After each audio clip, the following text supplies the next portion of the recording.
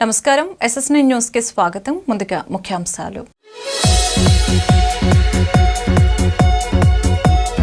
India energy week 2024 NIT యొక్క శాశ్వత campus ను ప్రారంభించనున్న పీఎం మోదీ.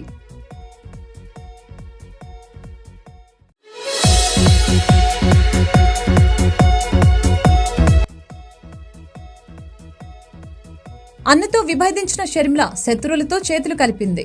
మండిపడిన ఏపీ మాజీ మంత్రి పేర్ని నాని. ఏపీ అసెంబ్లీ నుంచి టీడీపీ సభ్యుల సస్పెన్షన్.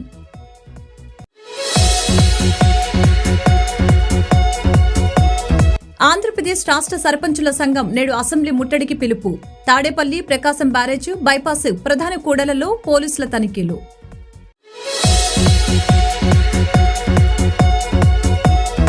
సమ్మె కాలంలో మున్సిపల్ కార్మికులకు ఇచ్చిన హామీలను వెంటనే అమలు చేయాలి డిమాండ్ చేసిన సిఐటియు జిల్లా కార్యదర్శి ముత్యాలరావు. ప్రధానమంత్రి నరేంద్ర మోదీ మంగళవారం గోవాలో పర్యటించారు. అక్కడ భారతదేశ ఇంధన రంగాన్ని బలోపేతం చేయడానికి మరియు ఈ ప్రాంతంలో సమగ్ర అభివృద్ధిని ప్రోత్సహించడానికి ఉద్దేశించిన అనేక ముఖ్యమైన ప్రాజెక్టులు మరియు కార్యక్రమాలను ఆయన ఆవిష్కరించనున్నారు. ఆయన ఇండియా ఎనర్జీ వీక్ 2024ను ప్రారంభిస్తారు. కోట్లకు పైగా విలువైన ప్రాజెక్టుల్ని ప్రారంభించారు, శంకుస్థాపన చేశారు. వీక్షిత గోవా 2047 ప్రోగ్రాంలో 1330 కోట్లు, అలాగే national institute of technology Goa శాశ్వత క్యాంపస్ ను ప్రారంభించడం జరిగింది. साथियों, आज भारत अपने यहां 21वीं सदी का आधुनिक इंफ्रास्ट्रक्चर बना रहा है. हम इंफ्रास्ट्रक्चर बिल्डिंग मिशन पर काम कर रहे हैं. इस वित्तीय वर्ष में हम इंफ्रास्ट्रक्चर पर करीब 10 लाख करोड़ रुपए इन्वेस्ट कर रहे हैं. अभी एक सप्ताह पहले जो भारत का बजट आया है उसमें हमने अब इंफ्रास्ट्रक्चर पर 11 लाख करोड़ रुपए से अधिक के खर्च का संकल्प लिया है. इसका एक बड़ा हिस्सा एनर्जी सेक्टर के खाते में जाना तय है. इस बड़ी राशि से रेलवे, रोडवेज, वाटरवेज, एयरवेज या हाउसिंग, जो भी इंफ्रास्ट्रक्चर देश में बनेगा सभी को एनर्जी की जरूरत होगी. और इसी कारण आप देख रहे हैं कि भारत कैसे अपनी ऊर्जा क्षमता को, एनर्जी कैपेसिटी को लगातार बढ़ा रहा है. हमारी सरकार ने जो रिफॉर्म्स किए हैं उससे भारत में घरेलू गैस का उत्पादन तेजी से बढ़ रहा है. हम प्राइमरी एनर्जी मिक्स में नेचुरल गैस को 6% से बढ़ाकर 15% तक करने के लिए प्रयास कर रहे हैं. इसके लिए अगले 5-6 वर्षों में करीब $67 बिलियन का निवेश होने जा रहा है. हम पहले ही विश्व के सबसे बड़े रिफाइनर में से एक है. आज हमारी रिफाइनिंग कैपेसिटी 254 MMTPA से अधिक हो गई है.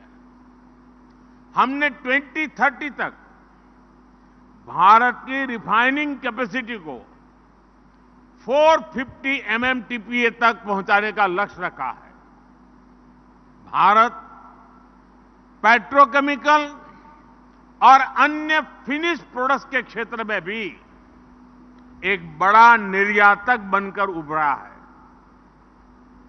मैं आपको ऐसे कई और उदाहरण दे सकता हूं, लेकिन इन सारी बातों का मूल ये है कि भारत इस समय एनर्जी पर इतना निवेश कर रहा है जितना पहले कभी नहीं हुआ.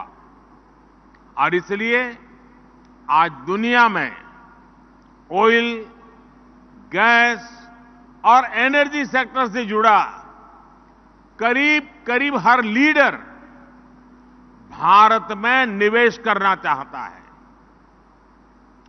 कितने ही लीडर्स इस समय मेरे सामने बैठे हुए हैं। हम पूरी गर्मजोशी से आपका भी स्वागत करते हैं। జనసేన అధినేత పవన్ కళ్యాణ్ పై ఏపీ మాజీ మంత్రి పేర్ని నాని విమర్శలు చేశారు. ఒక జంపింగ్ జపాంగ్ అయిన వ్యక్తిని పార్టీలో చేర్చుకుని వీరుడిగా ఊహించుకుంటున్నారని ఎద్దేవా చేశారు. అర్జునుడు ద్రౌపదికి సంబంధమేంటో పవన్ కళ్యాణ్ కు తెలియదని విమర్శించారు పేర్ని నాని. కుటుంబ బంధాలు, మానవ సంబంధాల గురించి పవన్ దగ్గరే నేర్చుకోవాలని ఎద్దేవా చేశారు. మరొక వైపు కాంగ్రెస్ అధ్యక్షురాలు షర్మిలపై కూడా విమర్శలు చేశారు పేర్ని నాని. 10 ఏళ్ల తమ కుటుంబాన్ని చీల్చారని ఆరోపించారు షర్మిల. ఇప్పుడు అదే పార్టీ జెండాను మోస్తున్నారని విమర్శించారు. అన్నతో విభేదించి ఆయన శత్రువులతో చేతులు కలిపారని ఆరోపించారు. వీరికి తెలియదు, సరే పోతే పోయింది. చెల్లెల్ని తిట్టిస్తున్నాడు జగన్మోహన్ రెడ్డి గారని మాట్లాడతాడు. అయ్యా పవన్ కళ్యాణ్ గారు, కుటుంబ బంధాల గురించి, మానవ సంబంధాల గురించి, కుటుంబ జీవితం గురించి ఇక మీ దగ్గర ఈ ప్రపంచం నేర్చుకోవాలంటే ఎంతకన్నా హాస్యాస్పదం ఏముంది పవన్ కళ్యాణ్ గారు? జనరంజక నటుడు 2009లో ప్రజారాజ్యం పార్టీ పెట్టినటువంటి మెగాస్టార్ చిరంజీవి గారు కేంద్ర మంత్రిగా, కాంగ్రెస్ పార్టీ రాజ్యసభ సభ్యుడిగా, కాంగ్రెస్ ప్రభుత్వంలో మన్మోహన్ సింగ్ గారి ముఖ్యమంత్రిగా ఉన్నటువంటి కాంగ్రెస్ ప్రభుత్వంలో కేంద్ర మంత్రిగా ఆయన ఉంటే, సాక్షాత్తు చిరంజీవి గారికి తోడబుట్టినటువంటి తమ్ముడుగా మీ పాత్ర ఏంటి? మీరేం చేశారు?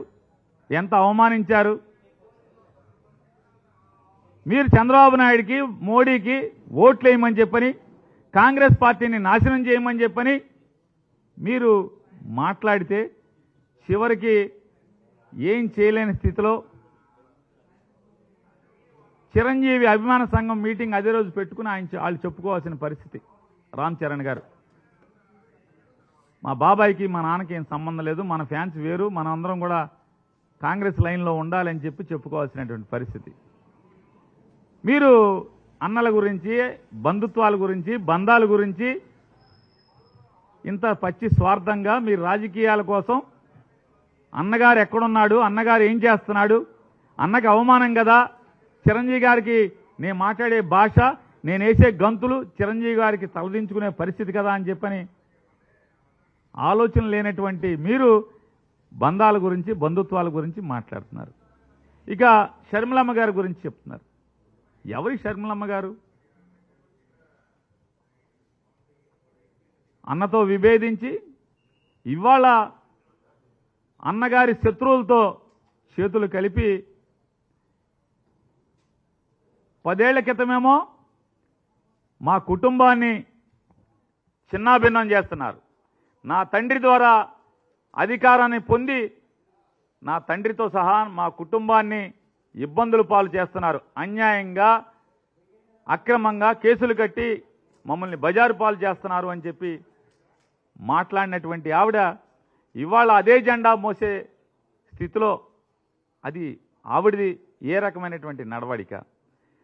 ఏపీ అసెంబ్లీ నుంచి టీడీపీ సభ్యులు సస్పెన్షన్ కు గురయ్యారు. టీడీపీ సభ్యుల్ని స్పీకర్ ఒకరోజు సస్పెండ్ చేశారు.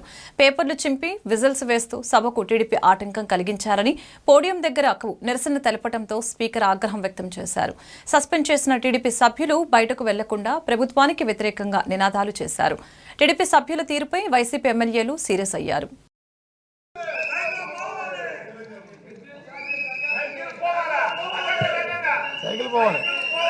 అధ్యక్ష వాళ్లే సైకిల్ పోవాలనుకుంటున్నారు అధ్యక్ష, వాళ్లే సైకిల్ పోవాలంటున్నారు అధ్యక్ష, వాళ్లే సైకిల్ పోవాలనుకుంటున్నారు అధ్యక్ష.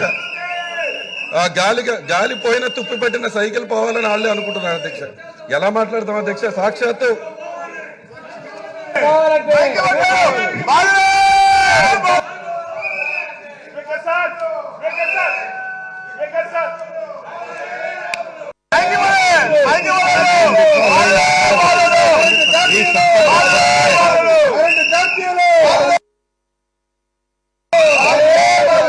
శ్రీ బెంగారం అశోక్ నాయుడు,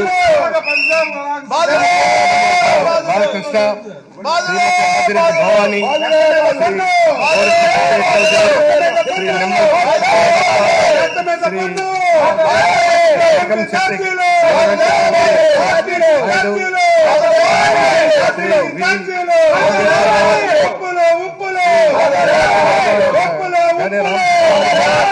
శ్రీ వేణుగోపాల్, శ్రీ నిమ్మల రామానాయుడు, గొట్టిపాటి రవికుమార్, శివరాజ్,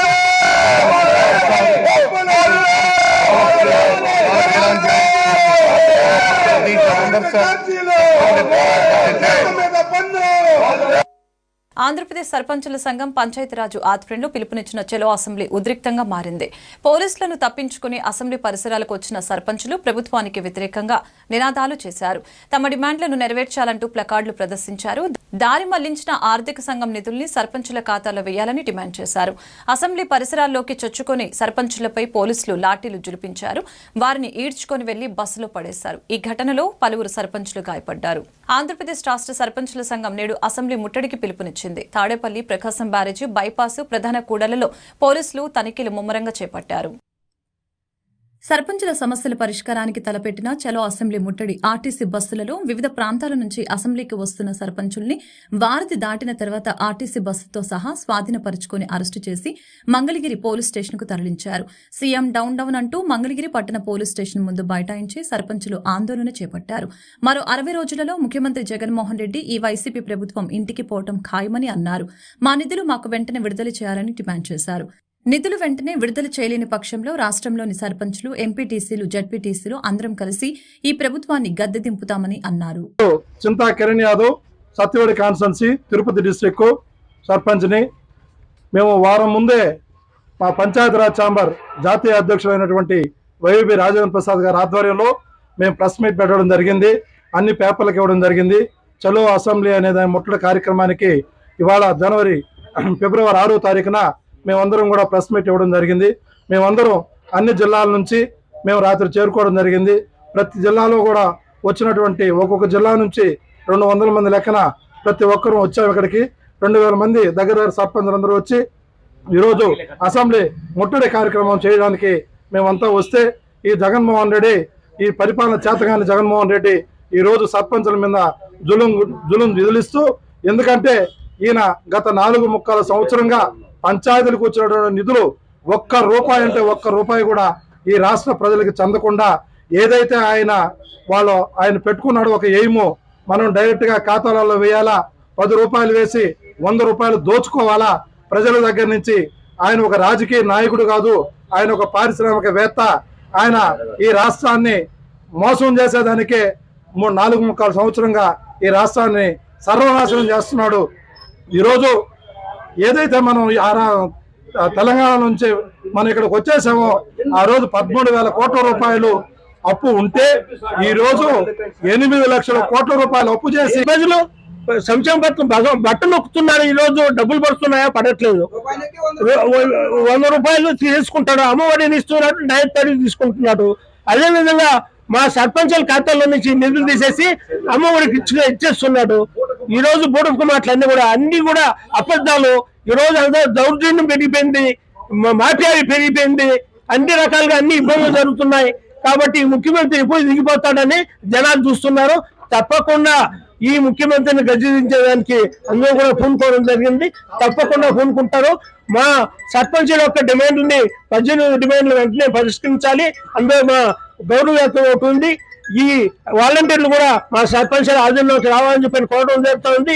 అదేవిధంగా మా సచివాలయ వ్యవస్థను కూడా మా కంట్రోల్లోకి తీసుకురావాలని ఆర్టికల్ 243G 11వ షెడ్యూల్లో ఉన్నటువంటి 79 అంశాలను కూడా మా సర్పంచుల ఆధీనంలో తీసుకొచ్చి మమ్మల్ని అభివృద్ధి పరచాలని మేము కోరుకుంటున్నాం. ఈరోజు గుంటూరు పశ్చిమ నియోజకవర్గంలోని నేతాజీ నగర్లో పర్యటించి అక్కడ ఉన్న స్థానికుల సమస్యల్ని అడిగి తెలుసుకున్న అహల్య ట్రస్ట్ డైరెక్టర్ డాక్టర్ శనక్కాయల రాజకుమారి గారు.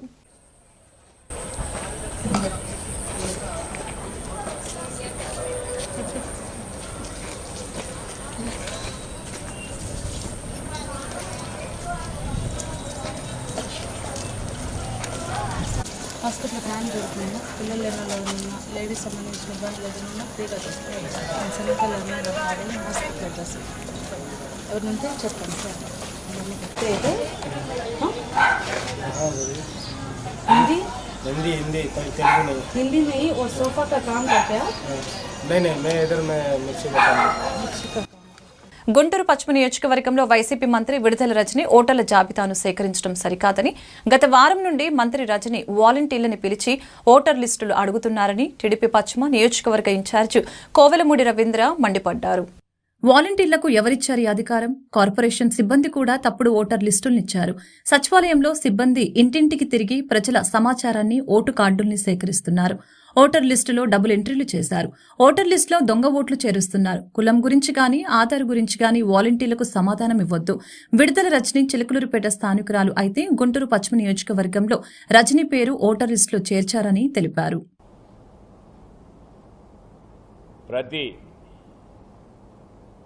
వాలంటీర్లను పిలిచి మీటింగ్ పెట్టి ప్రతి డివిజన్లో కూడా ఒక ఫార్మాట్ ఈ విధంగా రిలీజ్ చేశారు. ఈ ఫార్మాట్లో ఏముందంటే డోర్ నెంబరు, పేరు, క్యాస్ట్ అడుగుతున్నారు. సబ్ క్యాస్ట్ ఏంటి, వాళ్ళు ఓటు ఎపిక్ నెంబర్ ఎంత, వాళ్ళ మొబైల్ నెంబర్ ఏంటి, స్టేటస్. ఇది కొత్త ఫార్మాట్, వైసీపీ ఫార్మాట్ ఇది. అసలు ఇది వాలంటీర్లకి ఎవరిచ్చారు అధికారం? అట్లాగే వాలంటీర్ల దగ్గరికి ఓటర్ లిస్ట్ వెళ్తుంది. ఈ ఓటర్ లిస్టులో వాళ్ళు ఈ విధంగా రాస్తున్నారు. నిన్న గుంటూరు 33వ డివిజన్లో బీసీ గౌడ ఏ పార్టీకి ఓట్లు వేస్తారు వీళ్ళు, అట్లాగే కాపులుంటే ఏ పార్టీకి వేస్తారు, టీడీపీయా, ఇవ్వండి ఓసీ ఉందనుకోండి ఇక్కడ రాస్తారు ఓసీ టీడీపీ. ఇవన్నీ కూడా మీడియా సోదరులకు ప్రతి ప్రింట్ ఇస్తాను. ఇది ఓసీ టీడీపీ కొట్టేస్తారు. ఈ విధమైన ఒక డేటా కలెక్ట్ చేస్తున్నారు. ఇది చాలా నేరం. అసలు వాలంటీర్లు విధులేంటి, వాళ్ళు చేస్తున్న విధానాలు ఏంటి, ఇక్కడ వాళ్ళకి ఎవరిచ్చారు ఈ క్యాస్ట్ అడిగే హక్కు నీకు? దయచేసి గుంటూరు ప్రజలు ఒకటి గమనించండి. మీరు ఎట్టి పరిస్థితుల్లో కూడా ఏ వాలంటీర్ వచ్చినా కూడా మీరు ఇట్లాంటి ఇన్ఫర్మేషన్ షేర్ చేయబాకండి దయచేసి. ఇది చాలా ప్రమాదం. వీళ్ళు రేపొద్దున మీ ఓట్లు తీసేయవచ్చు, మీకు వచ్చే ఏమైనా రకరకాలైన తీసేయవచ్చు. మీరు మాత్రం ఈ విధంగా వాలంటీర్లు వచ్చి మీ క్యాస్ట్ ఏంటి, మీ సబ్ క్యాస్ట్ ఏంటి, మీ ఓటీపీ చెప్తారా, మీ మొబైల్ నెంబర్ చెప్తారంటే మాత్రం దయచేసి ఎవరు షేర్ చేయబాక.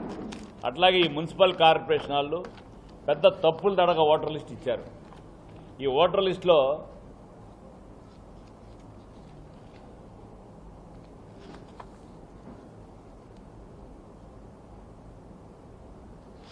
బూత్ నెంబర్లో డబుల్ ఎంట్రీలు. ఇక్కడ ఓటు ఉంది ఆయనకి, ఈ బూత్లో కూడా ఓటు ఉంది. ఈ 2 బూత్లో ఒకరికే అట్లా ఓటర్లు ఇస్తారు. ఈ డబుల్ ఎంట్రీలు ఏంటి? డబుల్ ఎంట్రీలు కూడా విచ్చలవిడిగా ఉన్నాయి. మీకు ఈ బుక్స్లోనే ఎన్ని డబుల్ ఎంట్రీలు ఉన్నాయో మా వాళ్ళు వివరంగా ఇస్తారు. టైం సరిపోదు కాబట్టి ఇవన్నీ మీకు ఎక్స్ప్లెయిన్ చేయడానికి 1 by 1 కూడా మీడియా సోదరులు కూడా తీసుకొని క్లోజప్ షాట్లో తీసుకోండి. ఇవి కూడా కేంద్ర ప్రభుత్వం ప్రకటించిన ల్యాండ్ టైటిల్ యాక్టుపై వాస్తవాలు తెలుసుకోకుండా కొందరు న్యాయవాదులు నిరసన చేపట్టడం బాధాకరమని వైసీపీ లీగల్ జిల్లా అధ్యక్షులు భగవాన్ అన్నారు. ఇదే అంశంపై సోమవారం నగరంలోని జిల్లా కోర్టు ఎదుట మీడియా సమావేశం నిర్వహించి వైసీపీ లీగల్ సెల్ నాయకులు మాట్లాడారు. ఈ సందర్భంగా వైసీపీ లీగల్ రాష్ట్ర core committee member Poluri Venkatareddy, జిల్లా అధ్యక్షులు భగవాన్, పబ్లిక్ ప్రాసిక్యూటర్ కోకల వెంకటేశ్వర్లు మాట్లాడుతూ కేంద్ర ప్రభుత్వం తీసుకువచ్చిన ఈ యాక్టును అన్ని రాష్ట్ర ప్రభుత్వాలు అమలు చేస్తున్నాయని, దీనిని కేవలం AP CM YS Jaganmohan Reddy మాత్రమే అమలు చేస్తున్నట్లు బురద చల్లటం సరైన విధానం కాదని అన్నారు. ఈ అంశాన్ని కొందరు న్యాయవాదులు రాజకీయ లబ్ధి కోసం వాడుకోవటం సరైన విధానం కాదని అన్నారు.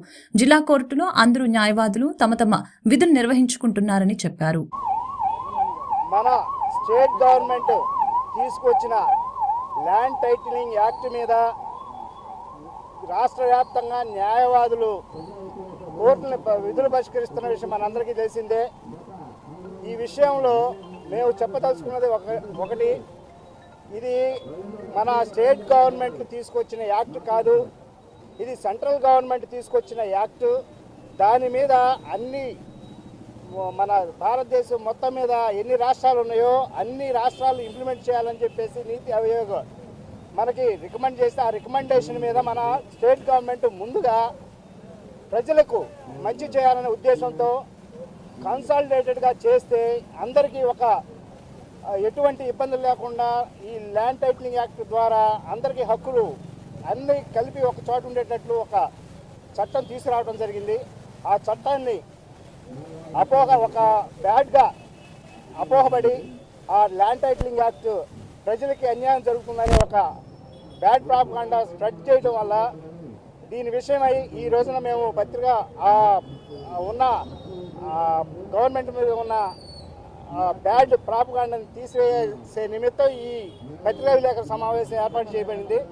అదేవిధంగా ఈ గత 2 రోజుల క్రితం మన రెవెన్యూ మంత్రి అయినటువంటి ధర్మాన ప్రసాద్ గారు కూడా మనకు క్లియర్ కట్గా మన మీడియా ద్వారా తెలియజేశారు. ఏమని చేశారంటే ఆయన భారత ప్రభుత్వం రాష్ట్ర ప్రభుత్వాలకు ఒక యాక్ట్ సూచించిందని, ల్యాండ్ టైటిల్ సక్రమంగా ఉండాలనే తలంపుతో 20 ఏళ్ల అధ్యయనం తర్వాత నీతి ఆయోగ్ సూచించిన మోడల్ యాక్ట్ ల్యాండ్ టైటిలింగ్ అన్నారు. న్యాయవాదుల అభ్యంతరాలను పునః పరిశీలించేందుకు ప్రభుత్వం సిద్ధంగా ఉందని చెప్పారు. అదేవిధంగా ఒక వెబ్సైట్ ఏర్పాటు చేసి అందరి అభిప్రాయాలు తీసుకుంటామని చెప్పి, అదేవిధంగా కోర్టులో ఇది పరిగణలో కోర్టులో కూడా ఉంది కాబట్టి కోర్టు డైరెక్షన్ కూడా పరిగణలోకి తీసుకుంటామని చెప్పేసి ఈ చట్టాన్ని మరో 8-9 రాష్ట్రాలు పరిశీలిస్తున్నాయని చెప్పి ఈ రాష్ట్రం 17,000 రెవెన్యూ గ్రామాలకు గాను 4,000 గ్రామాలలోనే భూ సర్వే పనులు పూర్తయినాయి అని చెప్పేసి సర్వే నెంబర్ ప్రకారం మ్యాప్స్ సహా గుర్తించాక ఈ చట్టాన్ని అమలు చేస్తామని చెప్పేసి క్లియర్ కట్గా చెప్పడం జరిగింది. కానీ ఈ విషయాన్ని మభ్యపెట్టి కొన్ని అసాంఘిక శక్తులు మన టైటిలింగ్ యాక్ట్ మీద ఒక బ్యాడ్ ప్రాపగాండా చేస్తూ కోర్టు విధులను కూడా పరిష్కరిస్తున్నారు. ఈ విషయం అయ్యి ప్రజలకు పూర్తి అవగాహన కలుగు చేయాలనే ఉద్దేశంతో ఈ పత్రికా విలేకరుల సమావేశం ఏర్పాటు చేయడం జరిగింది. అదేవిధంగా రేపు ఈ విధుల పరిష్కరణ ఏదైతే ఉందో దానికి ఒక అవగాహన లేకుండా చేస్తున్నారు. అది వేస్ట్. కానీ ఇదంతా ఒక ఎత్తు అయితే పైకి మాత్రం బహిష్కరిస్తున్నామని చెప్తున్నారు, కానీ కోర్టు లోపలికి వెళ్ళి అందరూ ఎవరి పనులు వాళ్ళు చేసుకుంటున్నారు. బెయిల్ అప్లికేషన్స్ జరుగుతున్నాయి, పిటిషన్స్ వేస్తున్నారు, అన్నీ జరుగుతున్నాయి. ఇదంతా ఒక పొలిటికల్ రంగు తీసుకొచ్చి పొలిటికల్గా మాత్రమే బాయ్కాట్ చేస్తున్నారు, కానీ యాక్చువల్గా ప్రజలు ఎవరు కూడా ఈ విధులు బహిష్కరించట్లేదు. దీన్ని తీవ్రంగా ఖండిస్తూ ఈ విషయాన్ని ప్రజల దృష్టికి తీసుకెళ్లాల్సిందిగా పత్రికా ముఖంగా మేము మనవి చేసుకుంటున్నాం. 2 రోజుల క్రితం జనసేన ర్యాలీలో గాయపడిన యువకుల్ని పరామర్శించిన ఎంపీ బాలశౌరి. గుంటూరు జీజీహెచ్లో ఆర్థోపెడిక్ విభాగంలో చికిత్స పొందుతున్న చుండూరు త్రినాథ్, పవన్ కుమార్లను పరామర్శించిన జనసేన నాయకులు డాక్టర్తో మాట్లాడి వివరాలు అడిగి తెలుసుకుని మెరుగైన వైద్యం అందించాలని సూచించడం జరిగింది. గాయపడిన వారికి ఆర్థిక సహాయం చేసి అన్ని విధాలా ఆదుకుంటామని హామీ ఇచ్చారు ఎంపీ.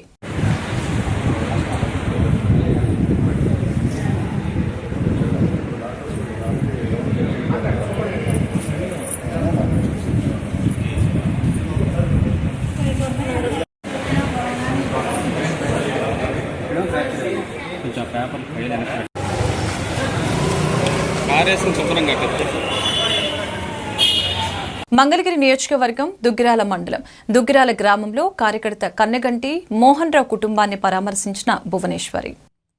చంద్రబాబు అక్రమ అరెస్టును తట్టుకోలేక గుండెపోటుతో 12/9/2023న మృతి చెందిన మోహన్ రావు చిత్రపటానికి నివాళులర్పించిన భువనేశ్వరి. మోహన్ రావు కుటుంబ సభ్యుల్ని ఓదార్చి వారి యోగక్షేమాల్ని అడిగి తెలుసుకున్నారు. మోహన్ రావు కుటుంబ సభ్యులకు 3 లక్షల చెక్కు ఇచ్చి ఆర్థిక సహాయం చేసిన భువనేశ్వరి. మా నాన్నగారు కనిగండి మోహన్ రావు గారు ఈ చంద్రబాబు గారి అక్రమ అరెస్ట్ వల్ల బాధతో టీవీ చూస్తూ అటు రోడ్డు మీద కానీ వార్తల వెంట గుండెపోటుతో మరణించారు. దానివల్ల భువనేశ్వర్ గారు మా ఇంటికి రావడం జరిగింది. వచ్చి పార్టీ అండగా ఉంటామని చెప్పడం జరిగింది. ఆర్థిక సహాయం కూడా చేశారు. పిల్లలను కూడా అండి. నా పేరు శ్రవంతి. మా మావయ్య గారు కన్నగంటి మోహన్ రావు గారండి. సెప్టెంబర్ 13వ తారీఖున చనిపోయారు. చంద్రబాబు నాయుడు గారు అరెస్టు కారణంగా ఆయన మనోవేదనకి గురయ్యి హార్ట్అటాక్ వల్ల చనిపోయారండి. ఈరోజు భువనేశ్వరి గారు మా ఇంటికి వచ్చి పరామర్శ కోసమని వచ్చి మా కుటుంబానికి అండగా నిలబడతామని చెప్పడానికని వచ్చారండి. పార్టీ వాళ్ళకి భువనేశ్వరి గారికి ధన్యవాదాలు. వార్తలు ముగించే ముందు ముఖ్యాంశాలు మరొకసారి. ఇండియా ఎనర్జీ వీక్ 2024 ఎన్ఐటి యొక్క శాశ్వత క్యాంపస్ ను ప్రారంభించనున్న పీఎం మోదీ.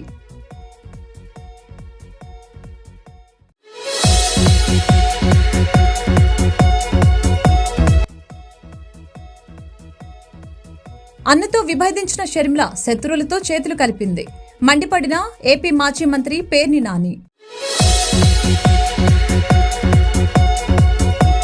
ఏపీ అసెంబ్లీ నుంచి టీడీపీ సభ్యుల సస్పెన్షన్.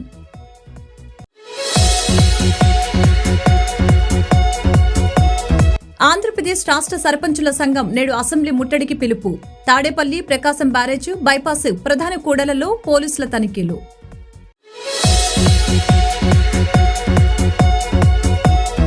సమ్మె కాలంలో మున్సిపల్ కార్మికులకు ఇచ్చిన హామీలను వెంటనే అమలు చేయాలి. డిమాండ్ చేసిన సిఐటియు జిల్లా కార్యదర్శి ముత్యాలరావు.